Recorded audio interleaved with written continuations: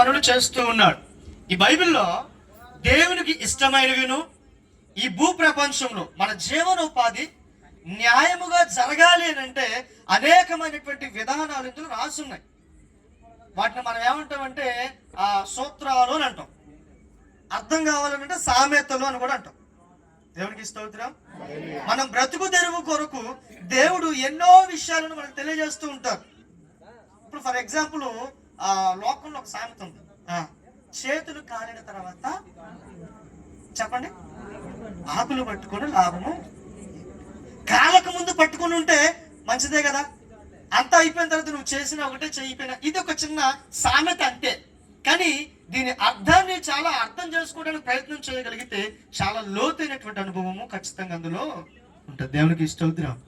మాట చిన్నదే కానీ దాని యొక్క స్వభావం చాలా పెద్దది. ఇక్కడ ఈయన అంటూ ఉన్నాడు, యేసు ప్రభు వారిని అంగీకరించక మునుపు ఈయన పాపపు బ్రతుకులోనే బ్రతికాడు, పాపపు జీవితంలోనే బ్రతికాడు. పైపెచ్చు ఆయన ఏమనుకున్నాడు తెలుసా?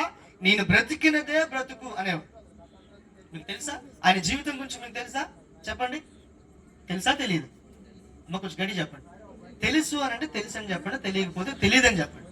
అలాగే నోరు మూసుకుని ఉంటే నేనే ఇంకో ఏదో అనుకోవాలి. ఇప్పుడు మీకు అర్థమైందా? ఇప్పుడు ఇది అబ్బాయి అనుకోండి, అబ్బాయి అని ఒప్పుకోవాలి. అమ్మాయి అనుకోండి, అమ్మాయి అని. ఇప్పుడు ఏది ఒప్పుకోకపోతే నేనేమనుకోవాలి? ఏదన్నా ఒకటి అనుకోవాలి, అంతేనా కాదు? కొంచెం గడి చెప్పండి. ఇప్పుడు నన్ను ఏమనుకోమంటారు? తెలిసైతే తెలుసు, తెలియకపోతే మీరు మౌనంగా ఉండడం వల్ల ఎవరికి కూడా ఉపయోగం లేదు. మీకు కూడా అర్థమైంది లేదు కూడా నాకు అర్థం కాదు. కొన్ని విషయాలు మీకు జ్ఞాపకం చేసి నా మాటలు ముగించేస్తాను. ఈయన జీవితం గురించి చెప్తాను. ధర్మశాస్త్రము పొల్లు పోకుండా నిద్రలో లేపి అడిగినా ఖచ్చితంగా చెప్పగలిగే సామర్థ్యం కలిగినటువంటి వాడు ఈయన. ఇలా ఎక్కడైనా ప్రార్థనలు జరిగితే మీరు మా యూద మతానికి వ్యతిరేకము చేస్తూ ఉన్నారని చెప్పి ఉన్న వాళ్ళందరినీ చంపేసేవాడు ఈ వ్యక్తి.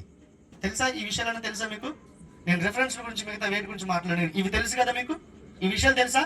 ఒక మనిషిని చంపుతూ ఉన్నాడనంటే అది మంచిది అనాలా, పాపము అనాలా?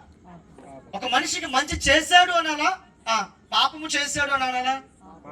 అలాగా ఎంతో మందిని చంపినటువంటి ఈ వ్యక్తి ఈరోజు మారిన తర్వాత అరే ఒకానొక సందర్భంలో అప్పుడు ఒకరినే చంపాడా, ఇద్దరిని చంపాడా? ఎంతమందిని? ఇప్పుడు ఫస్ట్ నేను ఇది దొంగతనం చేసినప్పుడు ఇది దొంగతనం అని నాకు తెలియదు కనుక చేశానని అనుకో. మరలా రెండవది చేశాను, మూడవది చేశాను. దాని అర్థం ఏమిటి?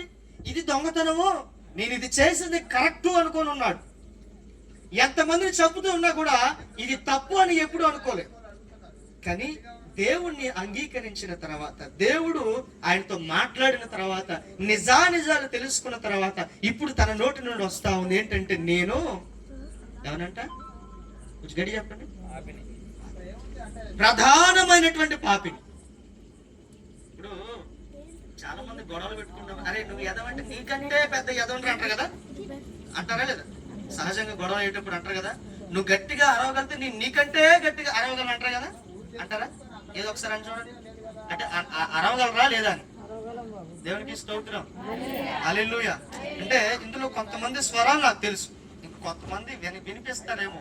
కోయలులా ఉంటుందా, కాకిలాగా ఉంటుందా కొంచెం కంపేర్ చేసుకోవడానికి. ఫలానా వాళ్ళు చూడడానికి చక్కగా ఉన్నారు కానీ మాట ఎలా ఉంటుందో.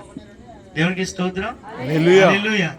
చాలా మంది సమాజంలో జరుగుతున్న విషయాలు ఎట్లుంటాయంటే చూడడానికి చాలా చక్కగా చదువుకున్న వాడికి లాగే కనపడతారు.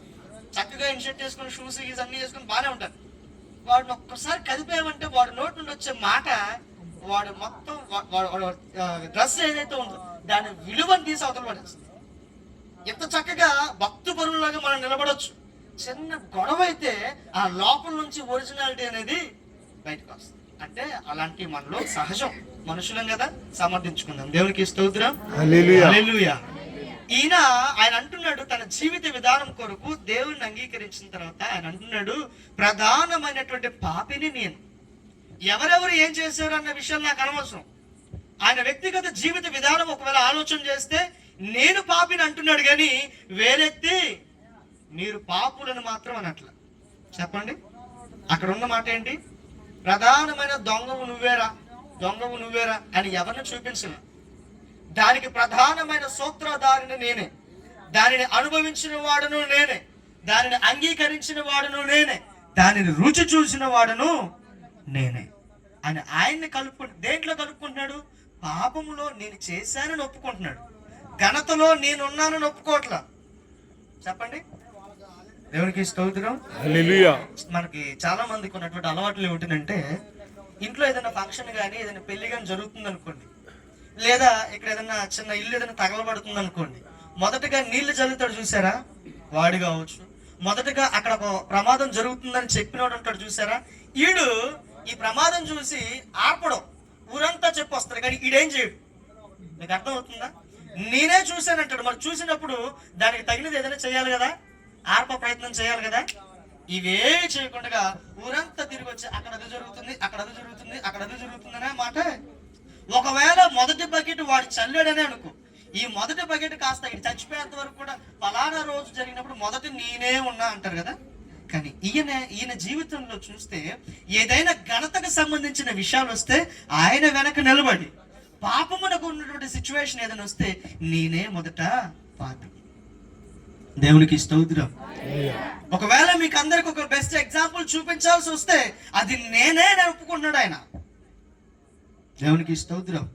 ఆయన అంటున్నాడు, పాపులను రక్షించుటకు యేసుక్రీస్తు లోకానికి వచ్చాడు, ఈ వాక్యము నమ్మదగినది, దానిని నేను రుచి చూచాను. ఈ వాక్యము నమ్మదగినది, దానికి బెస్ట్ ఎగ్జాంపుల్ నేను దానిని రుచి చూచాను. ఈరోజు నేను అంటాను, ఎంతమందిలో ఎవరికైనా కరోనా వచ్చి బ్రతికిన వాళ్ళు ఉన్నారా? ఇక్కడ ఉన్న వాళ్ళు కరోనా వచ్చి బ్రతికిన వాళ్ళు ఎవరైనా ఉన్నారా?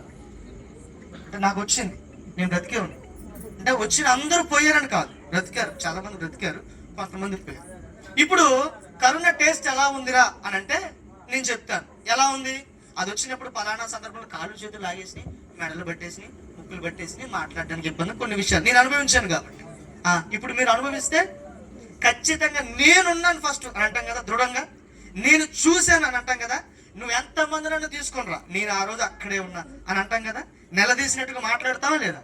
అలాగా ఈయన తన జీవితంలో జరిగినటువంటి సందర్భాన్ని దృఢంగా పట్టుకొని దాని వైపే నిలబడి, ఆయన ఆ మాట చెప్పిన మాట వాస్తవము, దాన్ని నేనే మొదటిగా రుచి చూశాను.